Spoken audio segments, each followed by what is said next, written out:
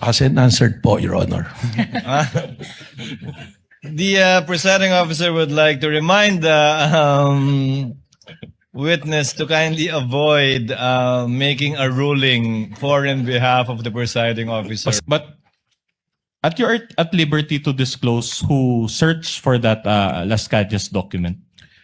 Ito nga po, yung pong dokumento, we got hold of it. Sabi nga po natin, meron po kami mga tinatawag na amin pong mga informants at mga source. It was provided to us. Nung ibinigay po sa amin to, hindi naman po ibig sabihin ay amin kaagad itong paniniwalaan. At tama po kayo. That's okay. I can ask subsequent questions regarding to that. So actually, my question is, after you had obtained this document, did you subpoena Las Cañas to verify the contents of those documents? Hindi po, sapagkat he is nowhere to be found. That's enough. So without verification, you decided to believe the contents of the document that you obtained? Again, ibabalik ko po ron sa 5 nating factors. Isinama lamang namin po ito, isa dun sa mga factors na sinasabi po natin, yung pattern of violence na tinatawag. At doon po, doon sa paragraph 270, sinasabi nga po na may kinalaman sa extrajudicial killing si dating Mayor Sara Duterte at in fact, sabi pa nga niya, huwag nyo nang barilin, kidnapin nyo na lang. Pero bago po kami dumating doon sa punto na gamitin yun, tingnan na po namin yan. Alright. Sorry to interrupt you. So the short answer to my question is yes.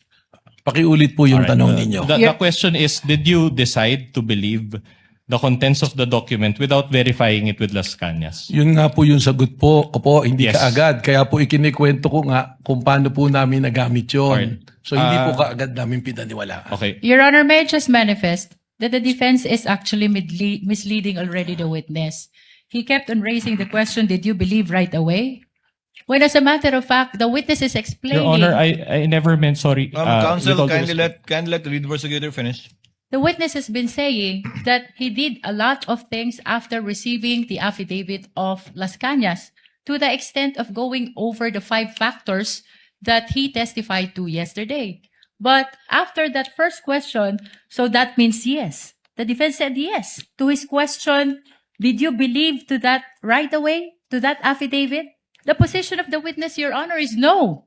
Short Because- rejoinder, Your Honor. Actually, asked and answered by the witness. That is his response, counsel for respondent, to your question. Yeah. Move on, counsel. Yes, Your Honor. We are satisfied with that answer. But another follow-up question. So without verifying it, sorry.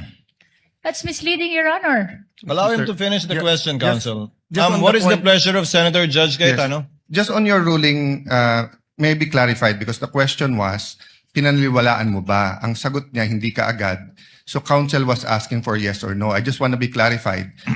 Hindi pinaniniwalaan agad, does that mean afterwards pinaniniwalaan mo na or never mo pinaniniwalaan? Just so that the record is clear. Just that clarification. There should be no. Thank you, Senator Judge Cayetano. Alan? Witness will please answer. Yes, Your Honor. Kaya ko nga po ikinikwento yung buong pangyayari para po makita kung paano po kami dumating dun sa punto na ginamit po doon sa pattern of violence yung pong affidavit na ito. So, liwanagin ko po Director Matibag. Opo. Hindi nyo agad pinaniwalaan nung simula, pinadaan nyo rin sa inyong SOP sa investigasyon, kalaunan, pinaniwalaan na ninyo at sa ngayon, pinapaniwalaan po ninyo yung nakasaad dun sa dokumentong yun. Kalaunan po, ito ay ginamit na namin na isa sa basehan po doon sa pattern of violence pagkatapos po namin idaan sa proseso po. So, pinaniwalaan nyo na, pinanghawakan nyo na, kumbaga. Sa ngayon po, tama po, Your Honor. Okay. And pinapaniwalaan niyo yun without issuing a subpoena to Las Cañas and clarifying the matter with him. Ask and answered, Your Honor. It's a different question, Your Honor. We're already at this point. Witness may answer. Pakiulit po. So, you mentioned na pinapaniwalaan niyo na siya ngayon as clarified by the chair. So, are you saying that pinapaliwanaan niyo na ngayon without issuing a subpoena to Las Cañas and verifying it with him? Hindi po nag-issue ng subpoena kay Las Cañas, pero meron pong naging verification process. All right. But not with Las Cañas, who is the author of that document. As and answered po, Your Honor.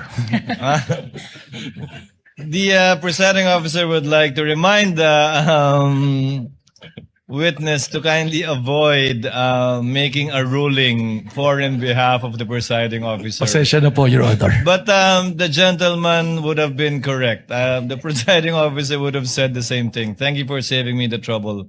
But try to avoid that, Director Matibag. Sorry po, Your Honor. All right. Thank you. Thank Counsel you. may proceed. All right. Director Matibag, yesterday I identified 2 videos and you related it with the alleged pattern of behavior of VP Sara, correct? The first video that you showed, I think, involved the sheriff.